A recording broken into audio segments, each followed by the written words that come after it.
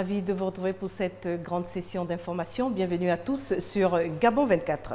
Et tout de suite, les titres. Au Gabon, l'actualité reste marquée par le tirage au sort comptant pour la Coupe d'Afrique des Nations de football CAN 2017 qui a eu lieu ce mercredi. Le continent et les férus de football africain avaient les yeux rivés sur le Gabon. Au Burundi, le pays a décidé de prendre la porte de sortie de la CPI. Le président Nkurunziza a promulgué ce mardi la loi votée par le Parlement en faveur du retrait de la Cour pénale internationale. Et puis, aux États-Unis, nous verrons qu'en plus des scandales et du débat qui volent très bas, les deux candidats sont divisés sur le modèle énergétique. Si Hillary Clinton soutient la transition vers les énergies vertes, Donald Trump plaide pour les énergies fossiles. Voilà pour le fil conducteur de cette session. Madame, Monsieur, voici votre journal. Et pour commencer, ouvrons la page gabonaise. Le président du Sénat, Dr Lucie Milébou Aubusson, a présidé ce mercredi 19 octobre deux réunions statutaires au palais Omar Bongo Ondimba, des questions législatives ainsi que celles relatives au fonctionnement de l'institution étaient au menu de ces rencontres. Le récit de Rodrigue Tessamanga. 7 points inscrits à l'ordre du jour de cette réunion du bureau du Sénat, dont les travaux étaient dirigés par le président de l'institution, Dr Lucie Milébou Aubusson épouse Boussou. Entre autres sujets évoqués, l'état des décisions et recommandations de la précédente réunion, les affaires à soumettre à l'examen du bureau et les communications du président du Sénat. À ce titre, on peut noter la lettre du ministre des Relations avec les institutions constitutionnelles relative au projet de loi autorisant la ratification de l'accord de Paris sur les changements climatiques. Sur ce, une audition conjointe des ministres, respectivement en charge des Affaires étrangères, de l'Environnement et de la Protection de la Nature, est prévue ce jeudi 20 octobre 2016. En deuxième heure, la conférence des présidents, en présence du ministre d'État Francis Keya, dont le département ministériel est chargé des relations avec les institutions constitutionnelles et du dialogue politique. L'échange conduit par la présidente de la Haute Chambre du Parlement s'est appesanti sur les différents textes législatifs ponctuant l'ordre du jour. Une vingtaine au total à examiner, dont un peu plus de 6, qui seront adoptés par les vénérables sénateurs lors de la prochaine séance plénière. Le calendrier des travaux législatifs du palais Omar Bongo Ondimba affiche vendredi 21 octobre 2016. Il s'agit notamment de la proposition de loi relative à l'aménagement, la protection et la mise en valeur du littoral, du projet de loi portant code de l'aviation civile et du projet de loi fixant le régime juridique de la production, du transport et de la distribution d'énergie électrique et de l'eau en République gabonaise.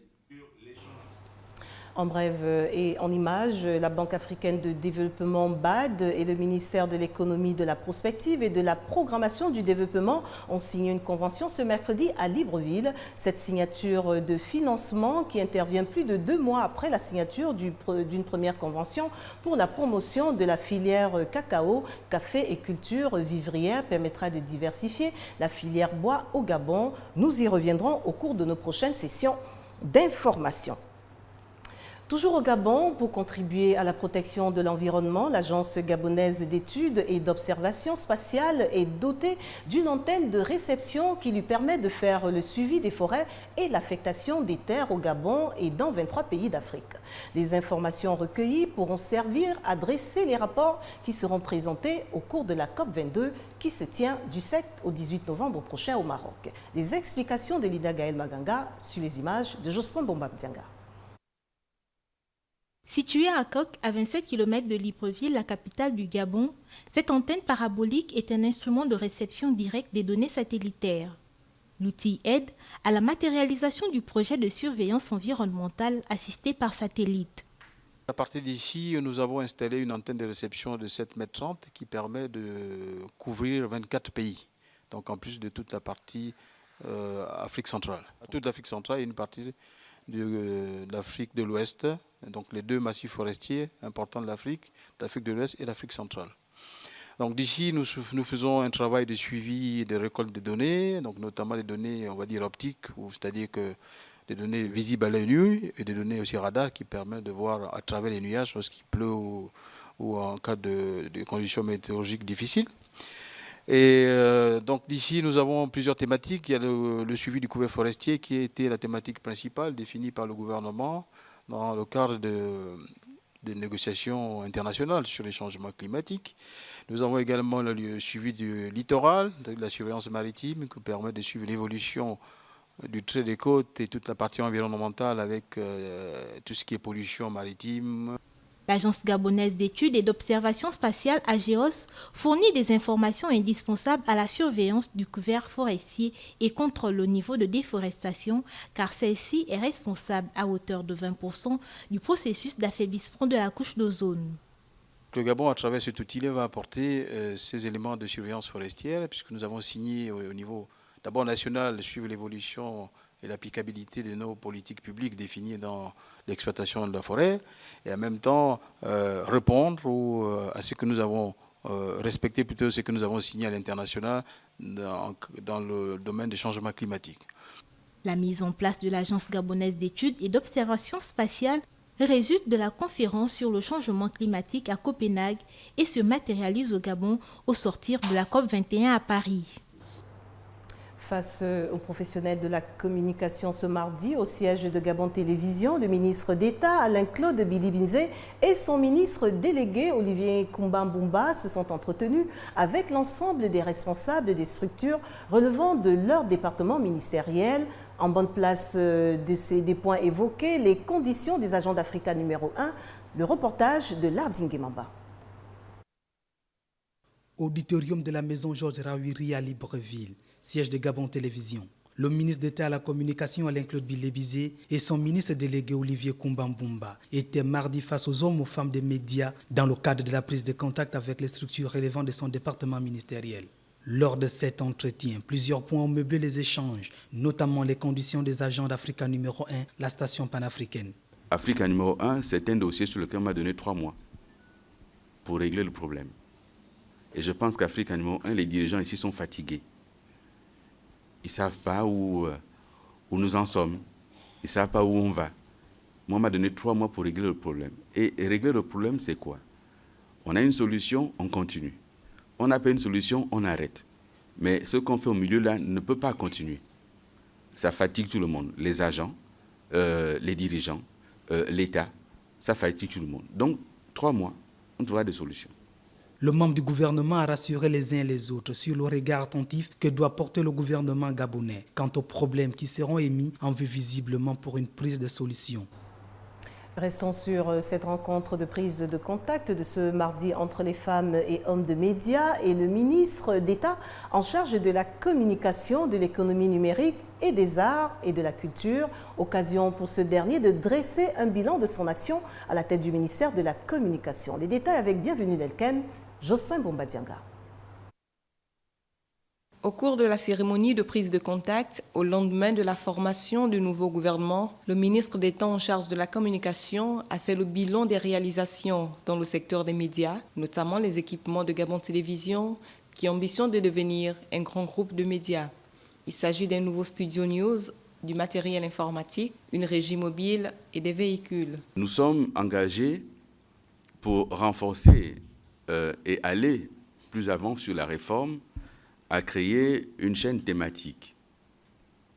Parce que nous parlions de groupe Gabon Télévision, mais un groupe n'existe pas avec une seule entité. Donc nous nous sommes engagés à créer une chaîne thématique, Gabon 24, qui existe aujourd'hui, qui fonctionne. Donc à partir de là, on peut commencer à parler de groupe. Il va falloir faire évoluer le texte pour qu'on intègre effectivement le groupe. Outre la nouvelle charte de Gabon Télévision, le groupe a lancé la chaîne d'information continue Gabon 24. D'autres chaînes de télé et de radio sont annoncées. Nous avons ouvert désormais un nouveau chantier, c'est celui d'ouvrir une autre chaîne thématique pour qu'on ait une 3e chaîne de télévision. Et cette chaîne thématique, elle serait consacrée à la culture et à l'environnement. Ce sont des identités qui font notre pays, notre culture. Il faut que notre culture ait un lieu d'expression, d'autant plus que nous sommes en charge de la culture désormais. Et que naturellement l'environnement qui caractérise notre pays et notre engagement d'aujourd'hui trouve également une place d'expression. Au demeurant, le bilan du ministre de la Communication reste marqué par la volonté d'organiser et de mieux réguler un secteur miné par de nombreux abus et qui peine à s'arrimer aux standards.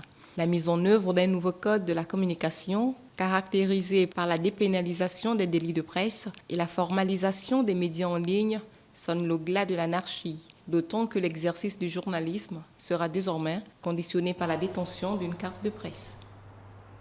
J'en viens à cette note d'éducation. Au Gabon, depuis quelques années, le ministère de l'Éducation nationale multiplie des initiatives pour résoudre les problèmes d'effectivité pléthorique en milieu scolaire dans des établissements. Dans la commune de Libreville, les CES du centre et de Batavia, tous deux situés dans le 2e arrondissement de Libreville, ont bénéficié d'une large capacité d'accueil cette année.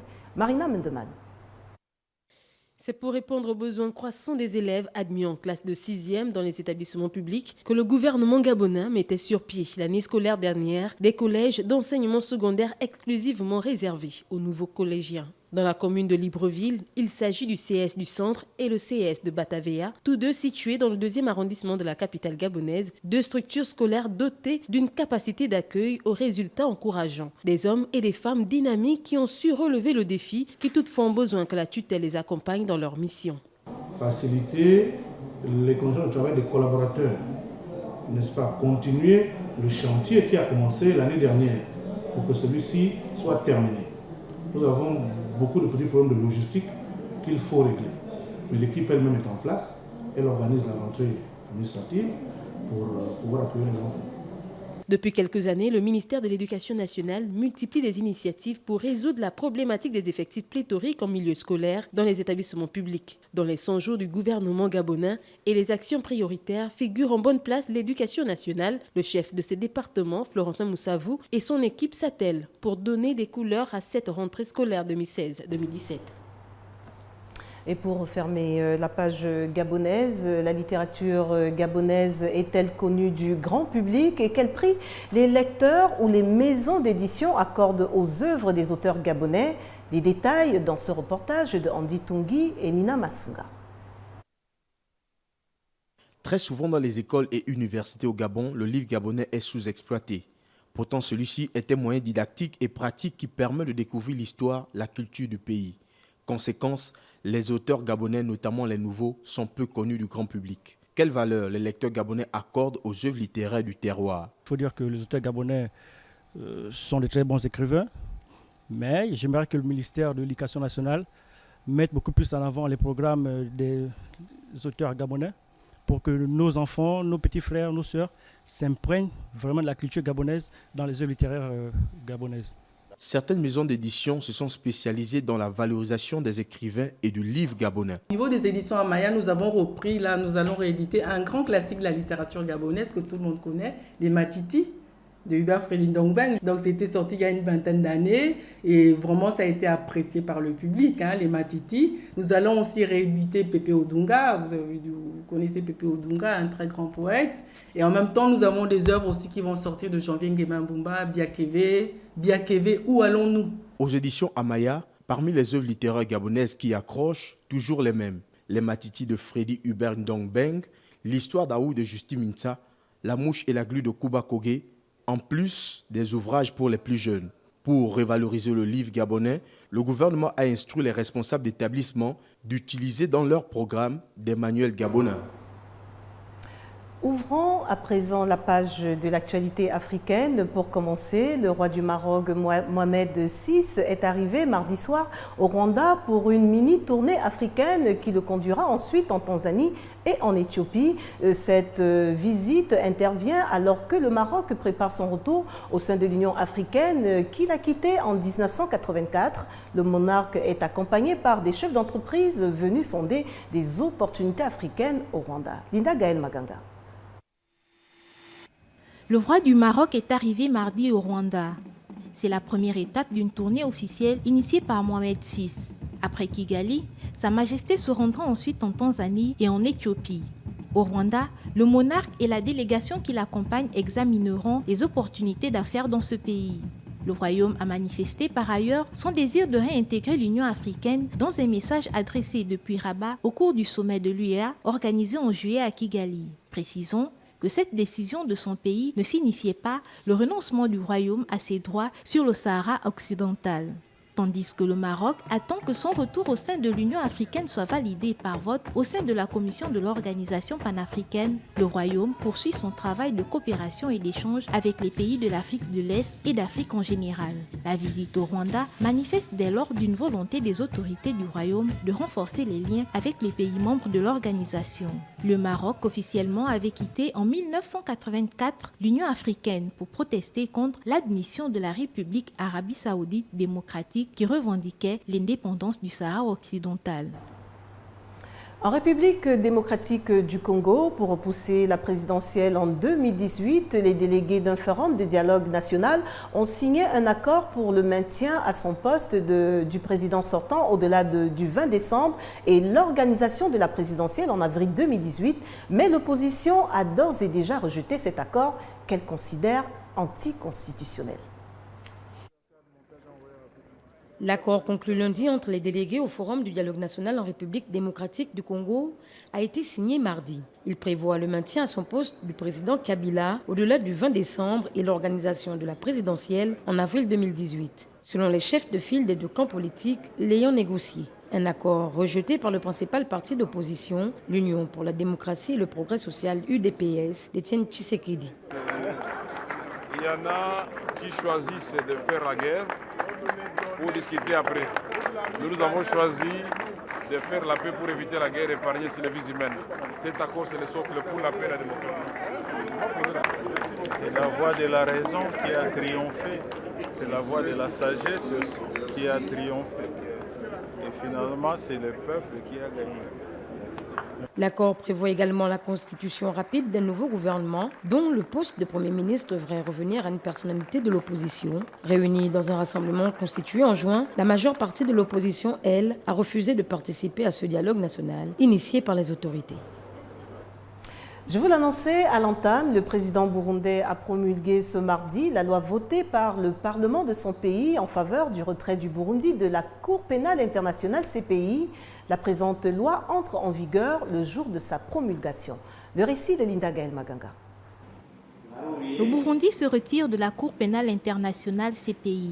Le président burundais, Pierre Nkurunziza, a promulgué mardi la loi votée par le Parlement de son pays en faveur de son retrait de l'autorité judiciaire. Le pays reproche plusieurs incohérences à la CPI, dont l'ouverture d'une enquête préliminaire sur les violences consécutives à la décision de Pierre Nkurunziza de briguer un nouveau mandat présidentiel en 2015, entraînant ainsi des soulèvements de violence dans le pays. La présente loi entre en vigueur le jour de sa promulgation. Pour la CPI, ce retrait porte une entorse à la juridiction internationale, car cela ouvre une brèche à l'impunité dans les États. Le Burundi devra notifier son retrait à l'Organisation des Nations Unies. Le Burundi est le premier pays à se retirer de cette juridiction internationale. Poursuivons avec l'actualité hors du continent. Tout d'abord, le 19 octobre de chaque année, la journée mondiale à l'aide humanitaire nous rappelle qu'il faut agir pour alléger les souffrances d'autrui. C'est également l'occasion de rendre hommage aux agents de l'aide humanitaire et aux bénévoles qui travaillent en première ligne. Le récit de Svetlana Maganga. Chaque jour, les travailleurs humanitaires aident des millions de personnes dans le monde, peu importe qui ils sont et où ils sont. La Journée mondiale de l'aide humanitaire est une célébration mondiale de ces femmes et de ces hommes dévoués qui bravent le danger pour aider ceux qui encourent des dangers encore plus grands. Cette date a été choisie par l'Assemblée générale en référence à l'attentat du 19 août 2003 du siège des Nations Unies à Bagdad en Irak qui a causé la mort de 22 personnes. Cette année, l'ONU et ses partenaires appellent à une solidarité mondiale avec plus de 130 millions de personnes dans le monde qui ont besoin d'une aide humanitaire. Placée sous le thème « Une humanité », cette journée mondiale vise à souligner l'unité du monde affichée lors du sommet mondial sur l'action humanitaire en mai dernier. Cette journée met également en lumière les engagements pris afin de soutenir les populations affectées par les crises et de s'assurer que les travailleurs humanitaires puissent apporter leur aide de manière sûre et efficace. La jeune pakistanaise Malala Yousafzai, prix Nobel de la paix, a exhorté ce mercredi les musulmans à se conformer au véritable message de l'islam et à s'unir pour faire cesser les guerres dans leur pays, notamment en Irak. Marlise Nguema pour le récit. Malala Yousafzai, prix Nobel de la paix 2014, a exhorté les musulmans à se conformer au véritable message de l'islam au regard des conflits en Syrie, en Irak et au Yémen. Nous ne pouvons penser à investir dans l'avenir de cette région sans appeler à la fin de ces bombardements et de ces attaques, a-t-elle lancé lors de l'ouverture d'une conférence sur l'avenir des femmes et leur place dans le développement à Sharia, aux Émirats arabes unis. Malala Yousafzai a demandé aux musulmans de suivre le véritable message de l'islam qui prône la paix en rappelant que la majorité de ceux qui souffrent dans ces guerres sont des musulmans, en référence aux conflits qui déchirent notamment la Syrie, l'Irak et le Yémen. Je ne peux m'empêcher de penser à ces 500 000 enfants à Mossoul qui sont en ce moment menacés d'être utilisés comme boucliers humains, a-t-elle dit au sujet de la deuxième ville d'Irak contrôlée par le groupe État islamique depuis 2014 et où les forces de sécurité irakiennes ont lancé cette semaine une offensive. Malala, 19 ans, qui milite pour le droit des filles à l'éducation, s'est vue décerner le prix Nobel de la paix en 2014 après avoir été grièvement blessée à la tête par des assaillants talibans. À Sharia, elle a de nouveau plaidé pour la généralisation de l'éducation, notamment chez les filles, afin de promouvoir la paix et la prospérité dans les pays musulmans.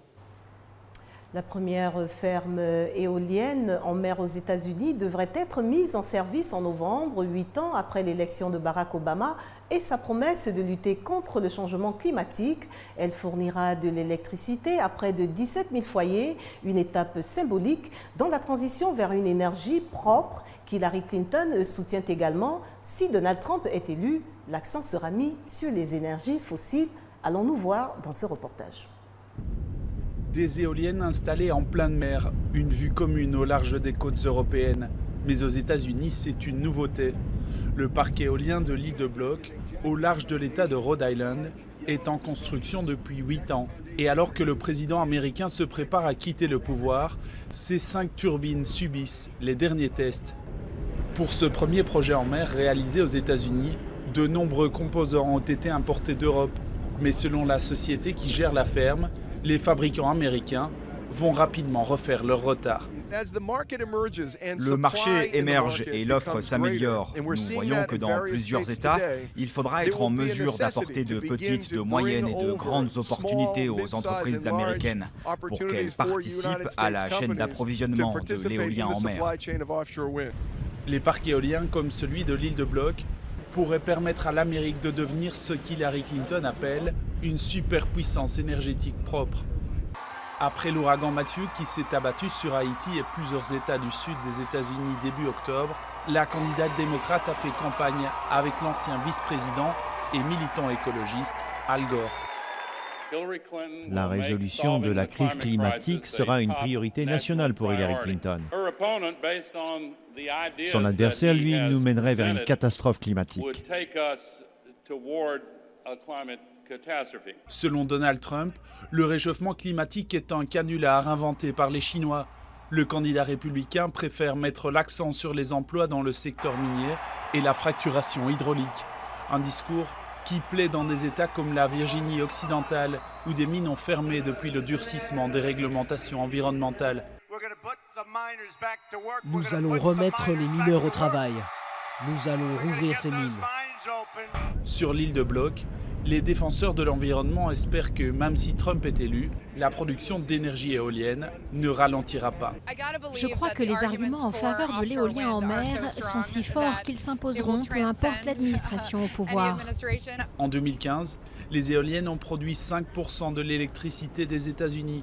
L'éolien en mer pourrait faire grimper ces chiffres dans les prochaines années. Son futur dépend en partie du résultat de l'élection présidentielle.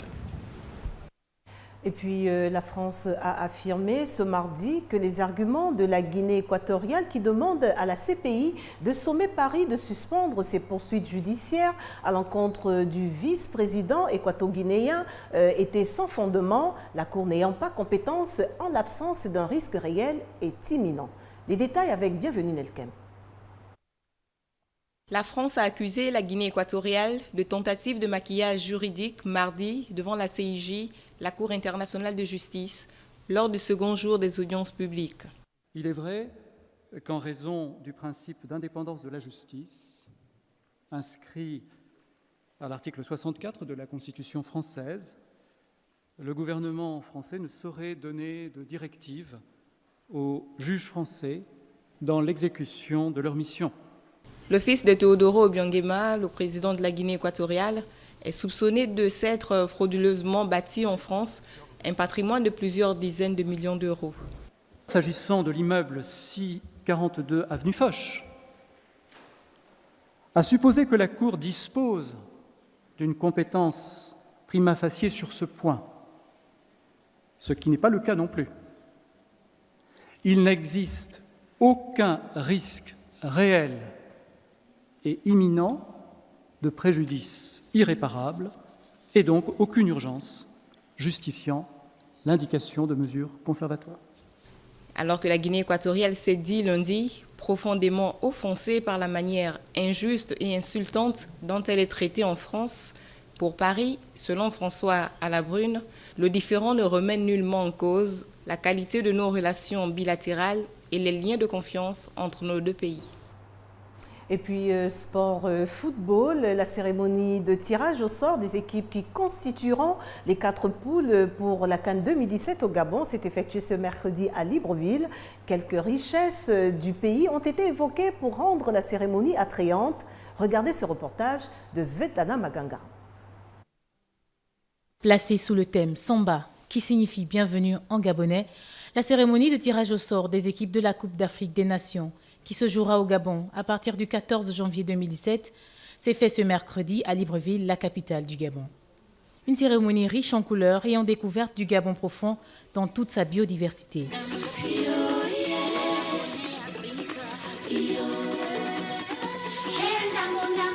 Le tirage au sort a permis de combler les 4 poules qui constituent cet ensemble des équipes qui participeront à cette CAN 2017. La prestation de la mascotte Samba était le clap de fin à cette cérémonie.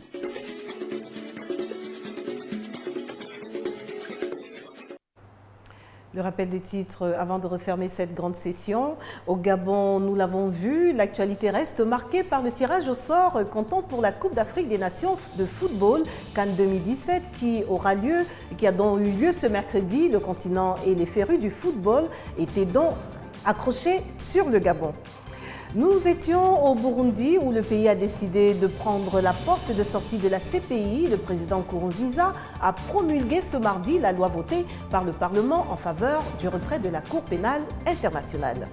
Et puis, nous l'avons vu également qu'aux États-Unis, en plus des scandales et du débat qui vole très bas, les candidats sont divisés sur le modèle énergétique. Si Hillary Clinton soutient la transition vers les énergies vertes, Donald Trump plaide pour sa part pour les énergies fossiles.